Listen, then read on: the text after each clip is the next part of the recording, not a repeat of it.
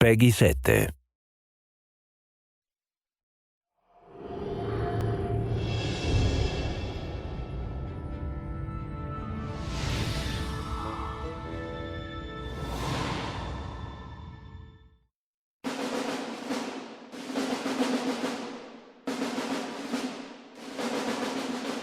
Disneyland is kind of the foundation for everything in the game. Finding a place that everyone knows, everyone understands, everyone has been to and has feelings about, that was really important to me, that we sort of suck people in with the familiar and then sort of turn everything upside down.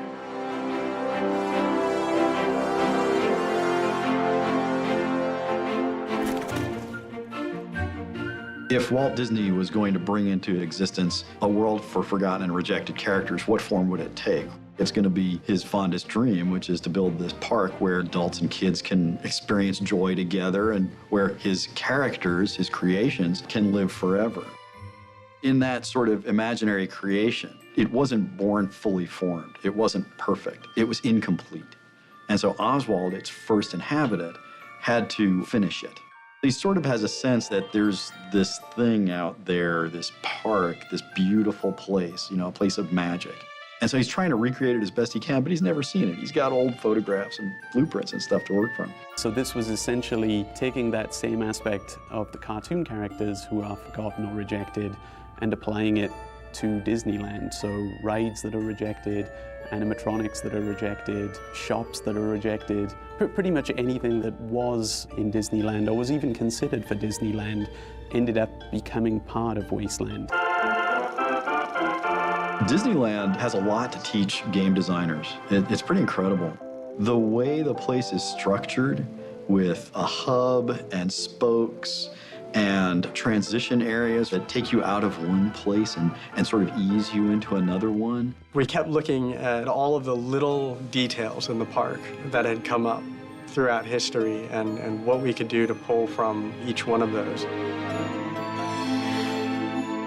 Tomorrowland itself provided us a lot of inspiration for things that had been taken out and replaced. For a majority of the Tomorrowland Beetleworks characters, they've got elements of Tomorrowland from the theme parks in there.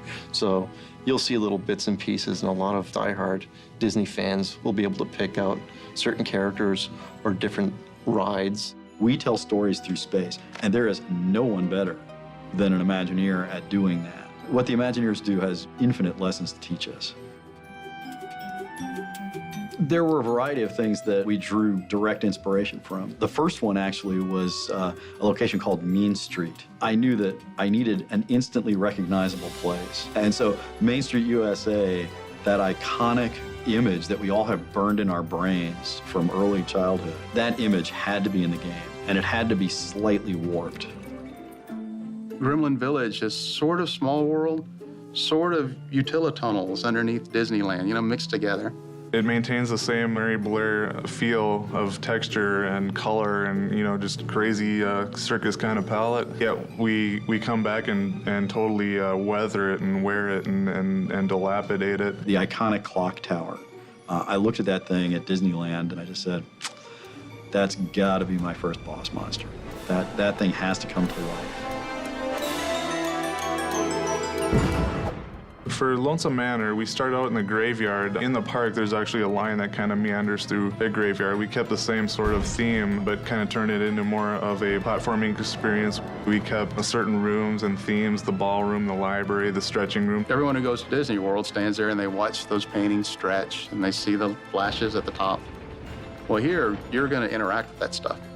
We wanted to hint, at the real place, at the real Disney, but from there we could veer off and make it as dark or crazy as we wanted it to be, which was really fun. It really kind of falls into this world of Wasteland being something that people can identify with and feel very familiar and comfortable, but at the same time, it doesn't quite match up to reality, and of course that's as intended.